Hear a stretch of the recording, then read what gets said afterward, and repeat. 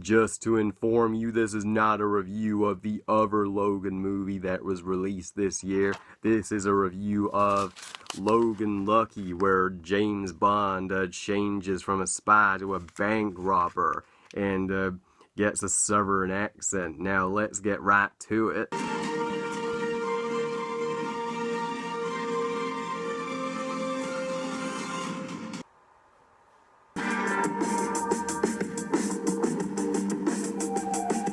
Logan Lucky, directed by Steven Soderbergh, and tells the story of Jimmy Channing Tatum, who's divorced and has a daughter, and because he's not so fortunate, he needs to get more money to provide for her, and he enlists the help of his brother, Clyde, played by Adam Driver. They both team up with Daniel Craig's character, Dexter, to carry out a bank heist to get as much money as possible. But the heist keeps getting bigger and bigger as an investigator played by Hilary Swank even gets involved. And so yeah, the whole movie is the biggest bank heist in movie history. It's a simple story, but was it executed well?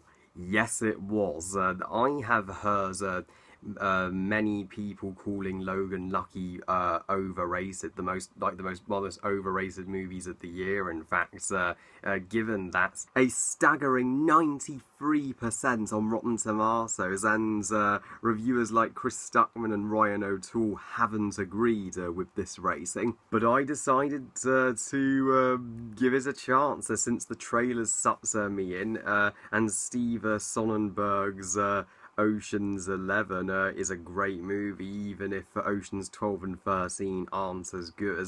And Daniel Craig's in this, my favourite James Bond's in this movie.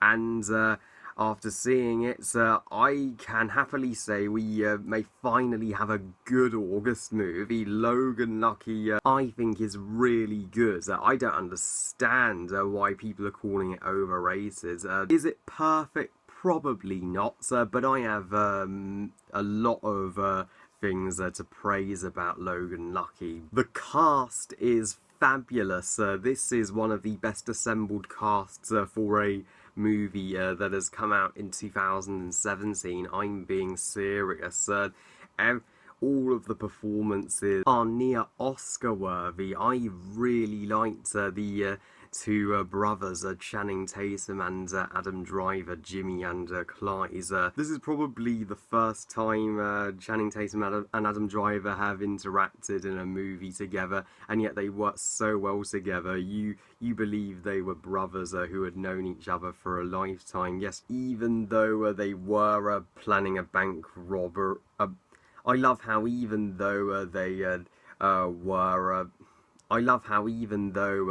they were planning a bank heist, they weren't criminals at all. Yeah, the movie established Jimmy as a nice guy and a loving father by giving him a beautiful relationship with his daughter, who is really sweet whenever she interacts with him. So you totally understand his motivation, why he'd need that money from the heist. If he was established as an arsehole, you wouldn't care less whether he got away with it or got locked in jail. But because they made him so likeable, you are rooting for him to just steal every damn dollar from that safe to help his daughter. And Adam Driver as his brother Clyde was also really solid. Of course, I got hyped up because not only was James Bond in this movie, but Kylo Ren from Star Wars too. I expected Clyde, if he was Kylo Ren in disguise, to just pick up his triple-bladed lightsaber and cut that safe vault open with it. So far, Adam Driver has never given a bad performance in anything he's done, and Hilary Swank was also great for the scene she had as the investigator of the heist. Her character doesn't really play a part until later in the film, but there is a clever twist with her at the end, which I won't spoil. Yeah, Hilary Swank's one of my favourite actresses ever. She absolutely killed it in Million Dollar Baby, and she does the same here. And the scene stealer of the movie by far is Daniel freaking Craig. Not only is it fascinating to hear Daniel Craig talking in a Southern American accent, yes, that was a ton of fun, but his character, it was imperative he was in the movie. He wasn't just a side character that was along for the ride. He was integral to the story. Without him, the heist would have gone up in flames. Daniel Craig is fantastically over the top in this role, and he completely owns the movie. He proves that he can play any role, and not just James Bond. And I've got to review his Bond movies one day, Casino Royale, Quantum of Solace, Skyfall and Spectre, especially since Skyfall and Spectre are my two favourite Bond movies of all time. And the other supporting cast, they even have Catherine Waterston, Seth MacFarlane and Casey Holmes. They all play a part in the heist, just like all the characters in Ocean's 11, and you remember their personality and their purpose. That's what Steve Sonnenberg does a damn good job of doing, and never wasting his talented cast. Steve Sonnenberg's direction is on point constantly. I haven't seen him this spot on in the director's chair since Ocean's 11. Yes, and the heist itself, when it's carried out, when it happens, it's amazing. It's so smartly written, and it goes in crazy directions that I honestly didn't expect it to go.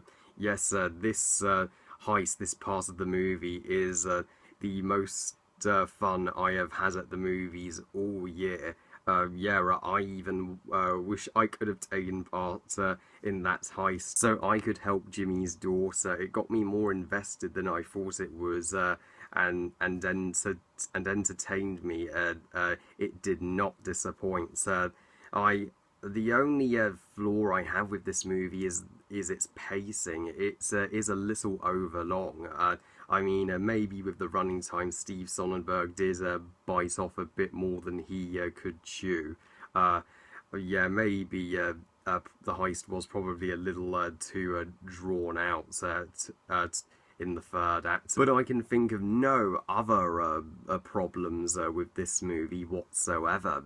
It is a grand return to form for Steve Sonnenberg, and his best movie since Ocean's 11, easily.